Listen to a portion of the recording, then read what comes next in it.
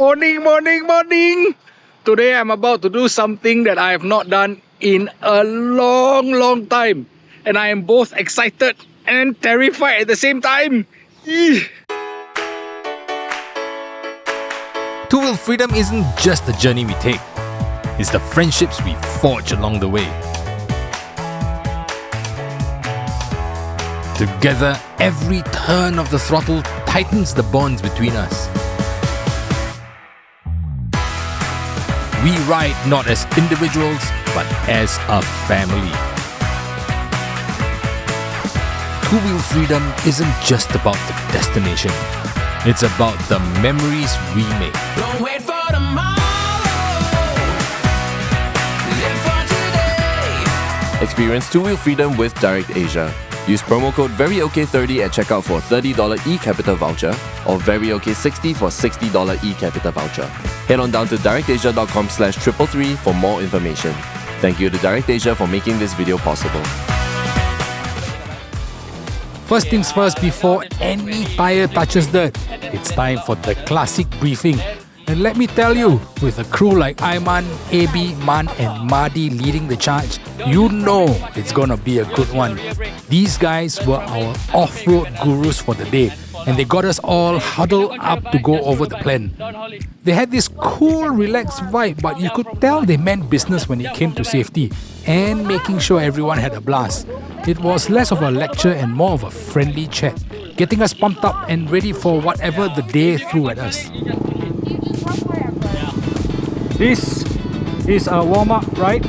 They say it's the beginner's one, just to get everyone time to get used to the bike, get used to the mud. Majority of the guys here is their first time, so we go slow. It's such a waste that Amos and Winston cannot come. Amos really wanted to, but he's suffering from an injury. So everyone in the comments just wish Amos get well soon.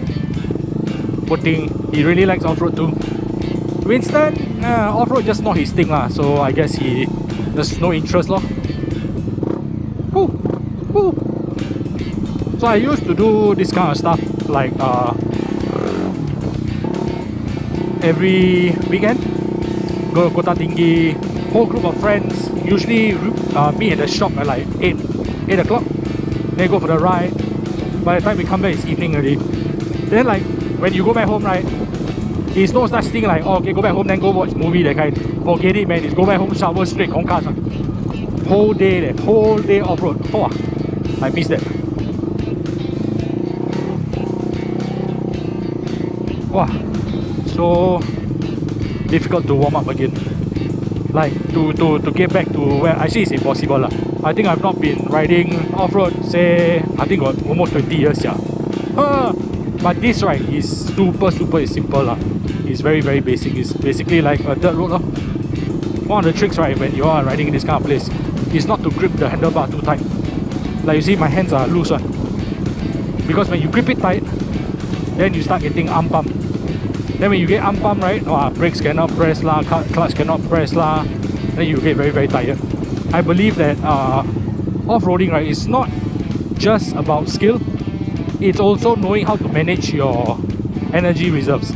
So where you can save energy, you save energy, conserve energy. River crossing.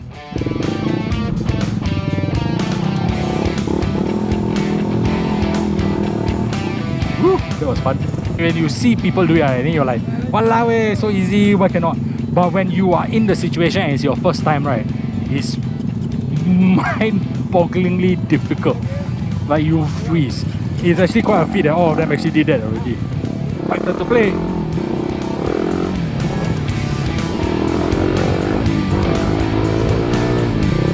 Oh, the horn starting to come out.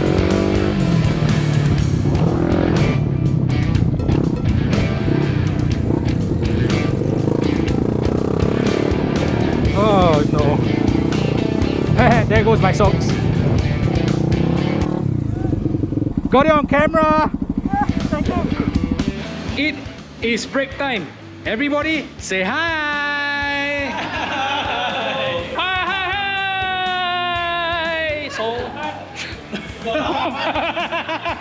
So So there's been a little bit of a development. Joey and I are gonna go on the intermediate trail. So we're going to go on a harder one, maybe for about an hour or 4, depending if we get stuck or not. Then after that, we will rejoin the group and then we will go back and meet at the shop. So this is the intermediate one. As you can see on the left, the rut is huge. Ooh, many ruts. Ooh, woo, fun.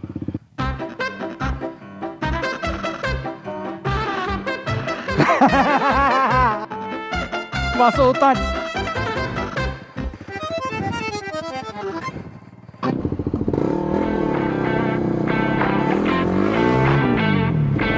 Tight.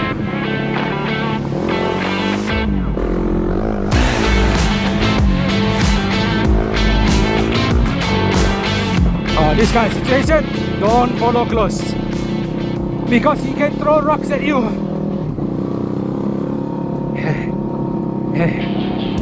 Yeah, fly. Actually, Joey doing not bad, man. It's first time off-road. And he opted to go for the intermediate one. Well done, man.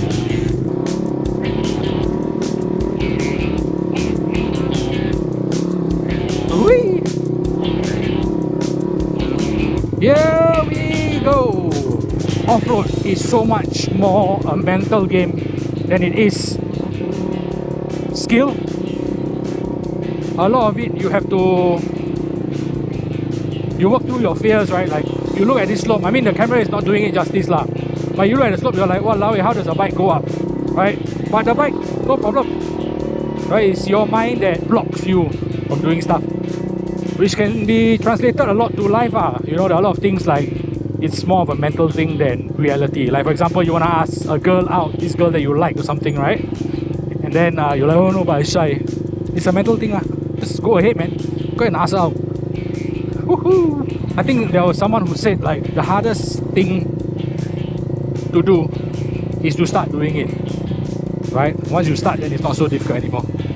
If you ever want to be a good biker on the road, you come and learn off-road. You learn so many skills. Like for example, having the bike wobbling beneath you, you don't care. Sorry, concentrating. I'm not sure how the video will show all this.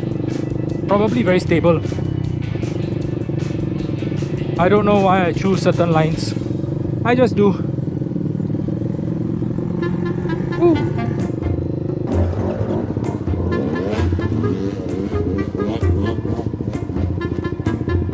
It was at this moment that he knew. He f***ed up. Nah, yeah. No, f*** this. I know about the whole mental shit thing, right? But this way, if I go down, I'm very pain. Never mind. Yeah, that is a good example. Man, the bike probably can do it, but mentally, I cannot bring myself to do it. Wow, Joey, go just, Hoorah! Well done, Joey. Oh, nice view. Like for me, I don't claim to be an off-road expert. I have never received formal training, neither have I trained anyone. But I've been through the school of hard knocks. You kind of learn a thing or two. Ooh, rutty. I miss my XR4, man. Really miss my XR4. Should I get a dirt bike? Guys, should I get a dirt bike? Aiyo.